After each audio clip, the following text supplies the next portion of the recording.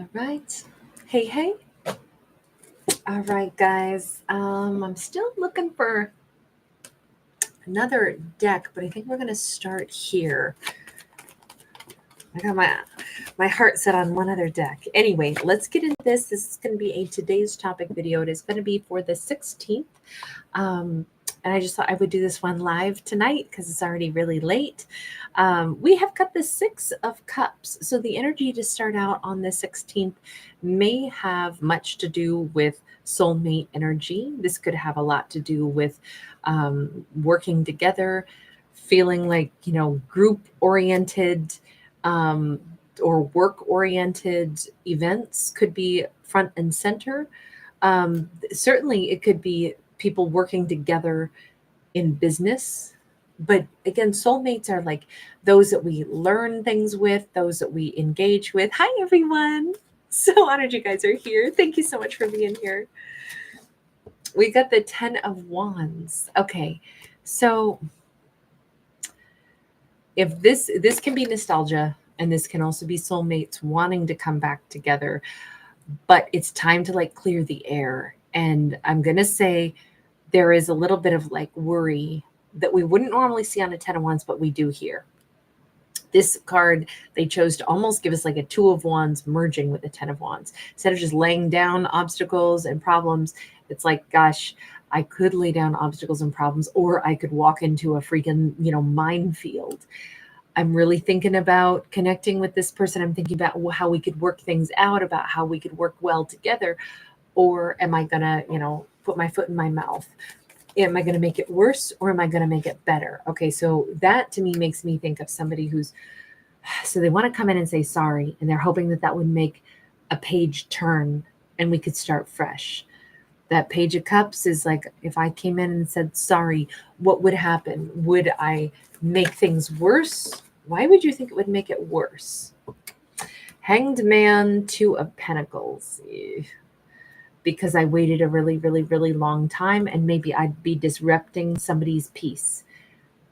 We could have a masculine who waited a really long time, and now this feminine is peaceful, and it's I don't know if I'm allowed to come in and disrupt her peace when it's been so long. Let's change decks one more time. There we go. We'll go with that one. So is this all on his side? Is this all we're seeing it from this masculine side who's I would love to go talk to her. I would love to go back and be around her again. I don't know. We have a 2 of Wands. This is seemingly a masculine. Looks good in green and gold, but he's grown a lot. The color green represents growth. And I think he has honorable intentions, but he's still weighing heavily, should I do this? Let me ask this. What is it that you think you should have said sorry for a long time ago? The Empress. Well, it's I should have treated her like an empress. Okay. Why would you think that you shouldn't? I mean, I know it's because it's well, it's been so long and maybe I'd be disrupting her peace. Ace of Swords in the reverse.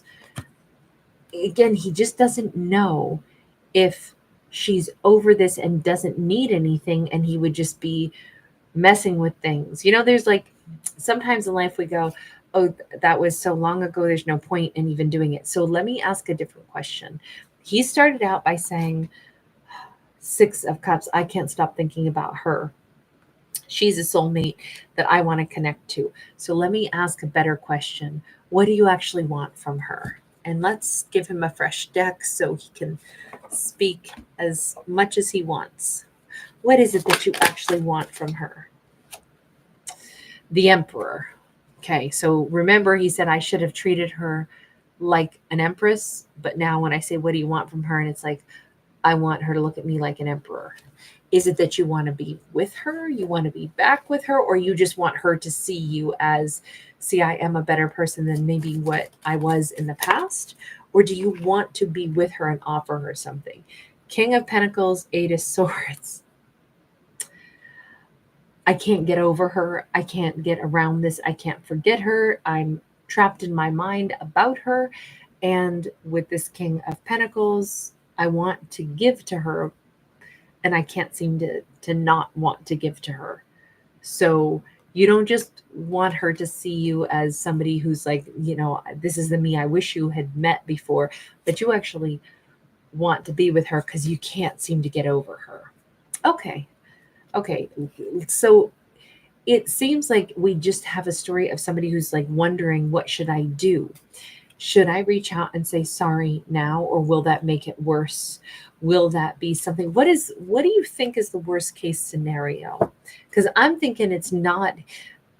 Okay, I'll be honest. The way I'm driving this story in my line of questioning is I'm trying to get our character to admit their own motives and their own fears and their own thoughts, because they keep trying to kind of sidestep it to me and say, well, I just don't know if this is a good idea because I want to be so considerate of them. I just don't know if I would be, disrupting them, blah, blah, blah.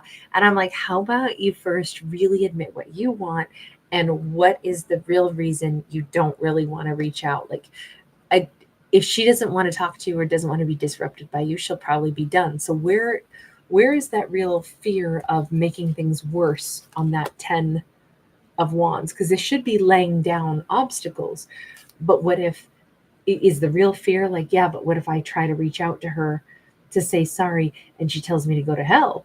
Then I'm going to be the one in the tornado when I was trying to lay down obstacles. But unfortunately, I'd have to accept the fact that she doesn't like me, doesn't want to hear from me. See, I think he's trying to kind of save himself a little bit, or he's secretly just really worried about, I don't know what would happen. See, 7 of Wands is in the reverse. I do think the big scary is I'm going to find out, no holds barred. I'm going to find out what she really thinks if I reach out to her. I'm going to find out whether or not she even wants to hear me out. She's not going to block anything. And I'm going to have to speak really, truly. What am I reaching out for? I can't hide anything. I can't block anything either. So it's basically like if I open the floodgate, the real worry here is how I'm going to feel about all this. Because imagine if you open let's say this. Imagine you have like a pool and you decide, okay, I'm going to stab the side of my pool with a knife and let all the water out. Once you've done that, there's no going back. The water's coming out. It builds momentum and pressure. You're not going to be able to be like, oh, no, quick, I changed my mind. Let's get some duct tape. You pretty much have wrecked your pool at that point. So there's not going to be a way to put the water back in. It's not going to hold the shape of the pool. It's going to be all over and pool's done and gone. So I feel like that's kind of the equivalent of this. If I pop the side of the pool, that's it. Water run out. So I better know what I'm doing. If I start talking, I'm going to have to say it all. So I've got to make sure, am I ready to do this? See, I think that's a little bit more authentic about where the real worries are, but that's just, we have a Queen of Cups. The reason I would say that makes more sense to me is because here's what he really wants, right? I want her to love me. I want her to want to love me. I want her to see me as an emperor. I want to be a king of pentacles who has something to offer, particularly now. This year, we see the serpent here. This is year of the snake. I can't get over her. I can't forget her. But if I start talking, it's all going to come out. Like everything about what I want with her, about the fact that I want her to love me. That's because that's really it. He's not going to be able to come in and try to have a dialogue. So part of him is like, since I know it's going to come around to, it's going to be obvious what it is I'm really getting at, which is, I want you to love me. Could you love me? Either love me again, or, do you love me? And he's not sure he's brave enough to ask that question. And I think that's really what's going on the 16th is, oh man, what do I do? And I'm finding a million different reasons to rephrase it and say, well, I think about her a lot, but what if I just come in and make it worse for myself? What if I disrupt her peace and I find out she doesn't want to talk to me? It's like we have to add in those extra little components of the sentence, because that's where we get to the point of what he's really worried about. So what are you going to do, character? Because it's only you who can decide. And it looks like he's just, he's struggling with, what do I want to do? 2 of Wands, 4 of Cups, and the Hierophant. This is tough because there's what his higher self says I must do. There's also what I know I want to do. And then there's this, I already have a regret over this, but my higher self says that's why you got to deal with this because it's a regret and it's going to chew away at you the rest of your damn life. You see the tree of life here. And it's like there's never going to be a time where you rest easy by ignoring this and trying to avoid it. You can't get over her. Your brain is stuck or your heart is stuck in that cage when it comes to her. So you want to spend the rest of your life feeling that way, or you want to go and at least handle this head on. And I kind of feel like our higher self is probably always going to say, nothing would be worse than carrying around this heavy regret and the always wondering, but what if? What if I had tried to fix it? What if I had said how I really felt? What if? What if? I don't think the higher self is ever going to be like, oh yeah, that's cool. Just live in tremendous regrets. Carry, a rain cloud over your head for the rest of your life. Slump shoulders, hang dog. That's great posture. No, the higher self is going to be like, the one thing you can't do is carry regrets. Do your best to fix it. Do your best to follow your heart. Do your best to do what you're ready to do when you're ready to do it, but probably not carry around the, I wonder what would have happened if only I had done X, Y, or Z. I mean, that's how I would interpret that. So that doesn't look like you got much choice, darling. It looks like you, especially if you want to be seen as an emperor, emperors handle their business. Okay, so something's coming to an end. This is going to be one of two things. Either it's like, I know, I have to make a decision. So either I have to say, I've got to just tell myself I can never talk to her again. This is the greatest disappointment of my life, and this is the way it goes. Or I have to go face the fact that I go see her, and worst case scenario is she tells me she never wants to talk to me. And then, I'll know for a fact. But the best case scenario could be she does want to talk to me. So it's time to face the music. Either way, it'd be better to know, is what it seems like to me. Princess of Wands in the reverse, but not today. I gotta be brave enough, but I don't think I can do it today. Okay, so there's Queen of Pentacles upright. I really keep thinking that he's like, if he is about to like just face it, and then he like wavers and is like, oh, she's too amazing. She's too, like, I don't know if he actually starts to approach her and then looks at her and then makes like a left turn and keeps walking, or is about to send a message and then looks at a picture of her and is like, no, I just can't. But this keeps feeling like there's some chickening out. Okay, and I'm not trying to call him a chicken. I'm just saying, it's very understandable. Fear does that. Prince of Swords, yeah, I'm not surprised he's going to have to just go for it all of a sudden. The Alchemist, the Three of Swords, the Prince of Cups. So here's the thing. I don't see it happening on the 16th, but it may be like literally the very day after. It could be in the weird gray light of dawn. He suddenly just reaches out and he's like, you know what? I probably just opened up and manifested nothing but a freaking heartbreak for myself. So I may as well go all in and send one message and then follow it up with, and by the way, I wasn't just writing you to say hello or ask if I can talk to you. I actually love you. I think he goes all in, like a weird flurry. There could be two messages because we got two knights here. After him, like dancing around, backtracking, saying he's not going to do this, saying, I know I've got to, not being able to do it on the 16th. And then all of a sudden, just like, blah. And I think that there's two messages, and one starts out with, I just wanted to talk to you. And then I think he's like, well, screw it. If you're going to go in, go all in. Just face the fact that, tell her point blank what you want, and face the fact that she's probably going to tell you to go to hell. And at least you said, I got it off my chest. I don't want it to be left unsaid. I really love you. And I know you probably don't love me. But first off, never tell anybody else how they feel about you. In my opinion, let them decide that. Doesn't matter. We don't know how anybody else feels. we shouldn't put words in their mouth or assume stuff, because then it's like we're looking for confirmation or disagreement that we may not even believe anyway. Better to just own our own thoughts, our own emotions, and then however they choose to speak or reciprocate, or if we have a question, how do you feel about me? Maybe better to say that than to say, I know you won't want to hear this from me. I know you don't love me, but I do love you. It's like, don't speak for somebody else, especially about their own heart, especially when what you're wishing for more than anything is that she would love you. It better to be like straightforward. And I kind of feel like they're going to do this in a flood of courage all of a sudden, or if not courage, then a flood of just like, I've gotta just say what's on my mind. Good for them though, for just spitting it out. That's hard to do. And it certainly feels like, they've been working up to this. They've been like, chugging their little arms and about to jump, and then they all of a sudden do. So I'm glad that they go for it. Can we see what that might yield, or is that not going to be part of this story? Do we not get to see the result of this? Let's see. The sun, if nothing else, huge sense of relief, because it's like, I said it and I meant it. The real relief, you notice the white horse twice. The real relief comes when they say that they actually love her.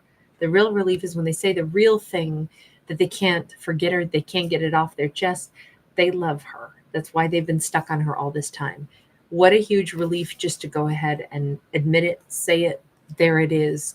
I feel like they're going to feel a heck of a lot better, because now there's no, you can't dance around that. Like, bam, that's the sentence. It's landed. That's what I meant to say. That's how I really feel. We have the Hermit. They may have to wait a bit to hear back from her. It may make her very happy. She, by the way, could be, they saw her as an Empress. They also saw her as a Queen of Pentacles, and she may be a Hermit as well. So, and of course we do have the Sun card as well. So we could have a Virgo or a Leo, but we could also, because of the Queen of Pentacles, it could be Virgo, Capricorn, or Taurus. And because of Empress, it could be Taurus or Libra. So whomever she is, she may have to think about this a little bit. It might make her immensely happy, but she may still have to chew on this a little bit and think about this. Do I want to respond? How do I respond? What do I say? Oh, Three of Swords. That is almost exactly what my windshield looks like. I got hit by a golf ball today, and it completely shattered my windshield while I was driving. Super scary. But this, sorry, I've always said that this looks like a cracked, broken windshield, and I've never actually had something like that happen to me before. So now I know firsthand. That's straight up, this is a good depiction of it. But it feels like she's going to be, emotionally aware of heartbreak, of what's at risk here.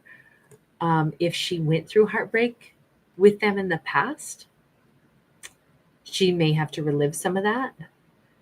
Even if it's great to hear from them, she may be flooded. So, back when they said, I don't know if I would disrupt her peace, this looks like they will. That message will definitely disrupt her peace. It'll send her back in her memory. And yet it could also be very cathartic. Two of Pentacles, she's going to have to think about stuff. They don't get a big, response from her. We have the Lover's card sideways. It's not that she doesn't want to respond or reach out. It's again, like, this feels like her heart responds, even if her mouth doesn't for a little bit. There's a lot to consider here. And I just feel like in this storyline, even here, it's like he knew that she would be considering. And sure enough, we see that. This is the same card. It's a Two of Pentacles also. I don't know what I want to say. He's probably going to have to just be patient. He took a long time to come forward and talk to her.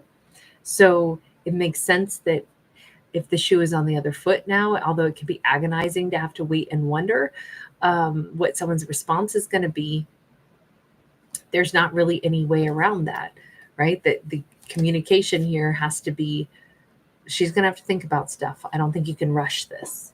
Universe, do we have any final message on any of this? What's our final message? We've got the Five of Wands. Which direction is this going to go? And we have like these cardinal directions here. The Five of Wands is thinking about stuff, evaluating things, but also knowing, all right, we have the world, and ironically, the world is on fire in this card. How appropriate. I'm not making light of anything. I'm just saying these are fictional stories about fictional characters, but obviously in real life, there's humans make problems, right? And, choices about how best to handle any given set of circumstances to make things better. What matters most in any scenario in life is resolution and kindness and trying to find, there's always a better route. There's always, if ever we have a choice to be like, I'm going to do my ego, or I'm going to speak from my heart, and I'm going to do something that would be loving and something that my higher self would guide, that's probably the route to go. So when it comes time to evaluate, there's always so many choices we can make in any particular thing. If we're going to respond to somebody's text, do we respond snarky? Do we respond with humor? Do we respond, with like accusations, or do we respond with something where, let me distill it down and say, what is it that I really need to say? What's the best way forward? The best way forward is probably not to create more inflammation. The best way forward, the most productive, most sophisticated conversation is to not create more conflict.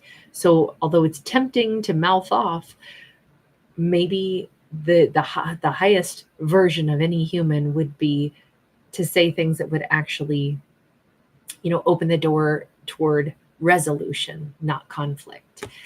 And so I would say in this situation, since we are talking about love and we're talking about emotions, thinking long and hard before somebody responds is a really good idea, because you never want to blow stuff up. We got the Three of Wands in the reverse. I do think that after some deep thought, I'm going to even say this, her initial reaction, if she goes back to how she felt in the first moment she heard from them, the first moment was joy. And that might be the most true reaction. And if we go to what, brings us home and brings us present and says, what is my real reaction? There was a sense of clarity. There was a sense of joy. Maybe that is the best way to move forward, is to respond like, I'm so happy to hear from you. Reading those words or hearing those words made me incredibly joyful. Now, of course, I'm worried, and of course, there's all these other things, but at the same time, overwhelmingly, I was so happy to hear those words.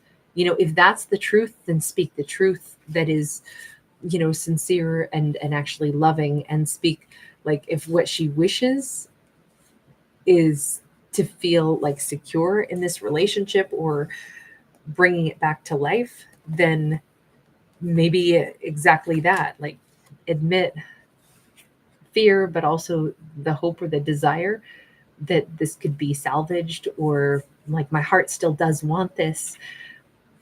I want to believe that you want this too, and that all of this is sincere. Maybe better to just convey the truth of a situation instead of trying to overthink it too much. I don't know. This feels like these two have a long way to go, perhaps. He definitely took a while to get to the truth of what he needed to say, and she's taken a little bit of thought to get to her truth. But how great is that these characters are actually in like a mature enough space to not flex and front, not get their egos involved. In fact, I didn't see any ego at all. What I saw is two people that are trying to get to the truth of how they really feel, and then use the words that convey that, which is pretty admirable, I would say, and scary to do, because it feels vulnerable, because it's real. There's no mask on, but good for them. All right, I need to pull a card for a birthday of the 16th. I forgot to do it the other night, and then I had to double up. So for a character who would have a birthday on the 16th. Hi, guys. So great to see everybody. First off, let's start out. We have 0505 for the angel number. unexpected shifts, divine guidance, transformation, love, serendipity, intuition, adaptability, and new opportunities. And the message is that a sudden change is coming, encouraging one to follow one's true passions. While it may disrupt one's current path, it will lead. This feels like the story we just told. It will lead to where an individual belongs, whether that's a loving relationship, a dream career, or a new location. Embrace the unexpected, trust one's instincts, and welcome the opportunities that arise. 5 is a great number of change, and obviously, 0505, a little repetitious number. So I don't know if somebody wakes up at 5:05, or that was a time they were born, or if they just like number fives. But change is, to me, change is so perfect because everything about human life is all about change. The planet we're born on is moving. Nothing stays the same. We have seasons, we grow, we evolve. We start out really little and then we grow into these massive creatures. So I think change is something we should all maybe realize it's futile to fight. And in fact, if we embraced it and started to learn to roll with it, I think it'd be a lot easier and a lot more fun. And it just feels like, I think this character knows how to roll with it. This is like, I don't know if this, I'm picturing somebody who does like somersaults, whatever age they are. They're like, and maybe this person's like 50, maybe they're 55. I don't know, but they like still do somersaults. They do stuff that's like, I roll, maybe they do tumbling or yoga or something. We have temperance. This is a person who's very balanced. To stay balanced, I'm definitely picturing somebody who's doing like core strengthening, core workouts. But temperance, we do have a sense of spirituality. I feel like whatever place our character is at in their life right now, they may be incredibly content with what they believe to be true, with what they think, I believe this, I can get behind this. I'm content in my belief systems. We have a Knight of Wands.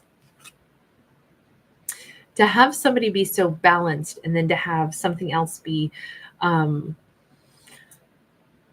abstract and kind of like changeable and wishy-washy, it's almost like what I think our character is saying is, I've learned that some people do come into our life for a season and we can have a really good time, but call it what it is. This is going to be an awesome season and I'm going to dress for it. I'm going to enjoy it. This is going to be a lover that I want to have a passion with. I can do that. I have no shame in that, but I don't try to make it be something that it's not. Sometimes people are Mr. or Mrs. Right now, not Mr. or Mrs. Right. And it just feels like this character is very liberated about that. It doesn't mean that they aren't seeking something long-term, and it doesn't mean that there's some floozy out there sleeping with everybody they can get their hands on. It's just call things what they are, and then there's no need to be like uber disappointed or lie to ourselves and be like, what? I thought that was going to last forever, when I was like, no, it was delightful. I can adore this person for their artistic, wild, beautiful energy that they brought into my life. But are they the person I'm going to settle down with? No, they may not be. I just feel like this birthday message is more about a character who's very accepting that not everything stays in our life, but even things that only pass through, it can be delightful. The same way, like I personally love storms. I love thunder and lightning storms.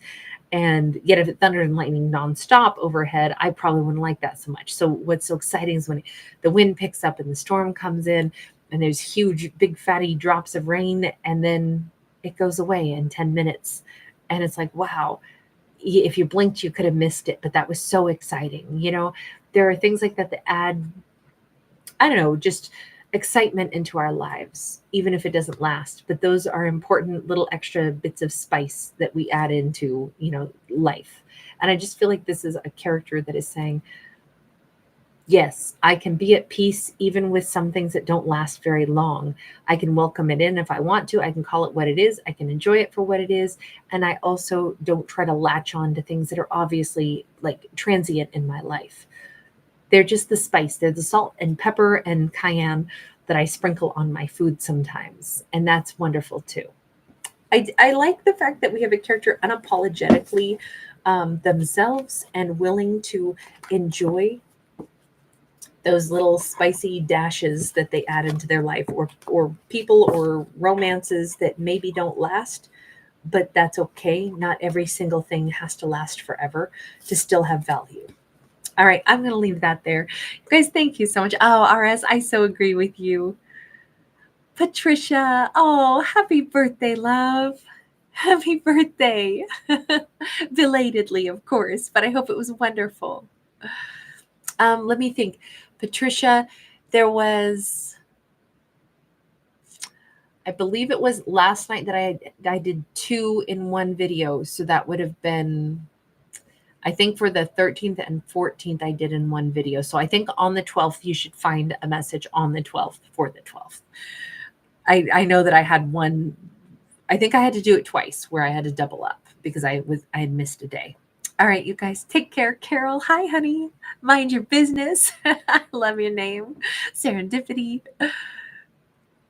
Oh, LMD8, you're so kind. You're so, so sweet. He decoded. I know, we did have somebody on a white horse, didn't we? KMT, NH, wonderful to see you. You're so right. I know. I don't sleep well during a full moon either. I never have. It took me a while. This one doesn't impact me as much, though, I'll be honest. Maybe because it's a little micro full moon. KM Smith, wonderful to catch you, love. Violet, were you falling asleep? Well, I hope I lulled you or bored you right into slumberland. Krillin Brown, thank you for being here. Oh, Serendipity, I didn't know you're in Denmark. That's wonderful. That's awesome. Thank you for being here, love. Absolutely love that. Amani, hi, honey. Be yourself again. Victoria Edwards. Shout out to you, New Zealand, my dear. Keisha, thank you for being here. Homesick for Hills. It's such an honor to see you twice in a night. That's so awesome. And Decoded, you were first in the house tonight. Jamie Jean Art, thank you for the butterfly in the heart. I love it. Hey, AC. All right, you guys, have a wonderful evening. Sweet dreams or good morning wherever you are in the world. All right, bye for now.